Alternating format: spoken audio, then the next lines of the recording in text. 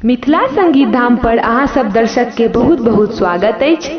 आई गायिका अमृता झा एकटा गीत गा रहल छथि। चलू ओ गीत सुनै छी। गीत नीक लागे तो चैनल के सब्सक्राइब करबे, वीडियो के लाइक करबे, अपन दोस्त संगे ई गीत के शेयर करबे और बेल आइकन दबेनाइ बिल्कुल नहीं बिसरबे। धन्यवाद।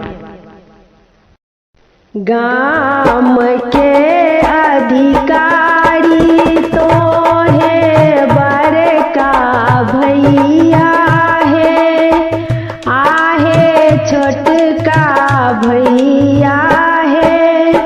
भैया हाथ 10 पोखरी खुनाई दिया, चंपा फूल लगाई दिया है। भैया हाथ 10 पोखरी खुनाई दिया, चंपा फूल लगाई दिया है। भैया लोरेल भौजो हार गाथू है, भौजो हार गाथू है।